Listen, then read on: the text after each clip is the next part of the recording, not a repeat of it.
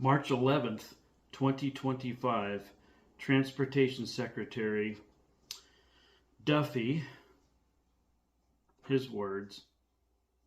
I think the question is, when this data comes in, how did the FAA not know? How do they not study the data to say, hey, this is a hot spot, we're having near misses, and if we don't change our way, we're going to lose lives? That wasn't done, Duffy told reporters Tuesday. Investigators uncovered 15,214 near-miss events between 2021 and 2024, where aircraft were within 1 nautical mile of colliding with a vertical separation of less than 400 feet. Additionally, there were also 85 cases where 2 aircraft were separated by less than 1,500 feet with a vertical separation of less than 200 feet, according to the NTSB. Shocking stuff.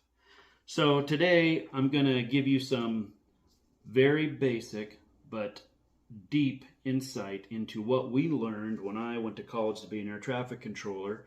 I graduated in 1990 with a 2-year associate's degree. It was an accelerated course at that time where you had to get a 90% or above on the air traffic control FAA exam to get accepted.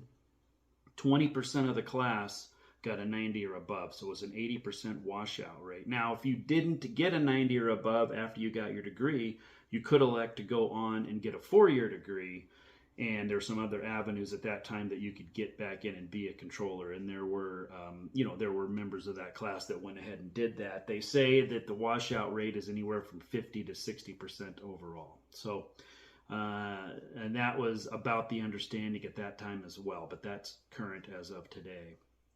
So I was accepted to go to Oklahoma City, ended up not pursuing it. Long story there, won't get into it. But that's my background in air traffic control. Know a handful of air traffic controllers that I went to school with that are now either retired or retiring. The ones that haven't retired yet are supervisors, of course. Also grew up on a private airstrip. I'm going to put up my aviation background so you can go over it because we got a lot to talk about. But basically, grew up on a private airstrip, flew for about 48 years with my parents, mostly with my dad, about 40 years of that in the right seat as a pinch hitter. I've got 550 logged hours. All my left seat time was in our Grumman AA1 trainer that my dad bought when I was 11 years old. That's where I really did my hardcore learn to fly, land takeoff, stalls, blah, blah, blah, all that kind of stuff.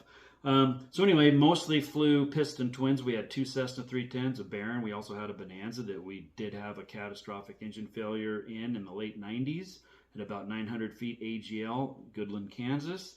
There's a video on that. We put that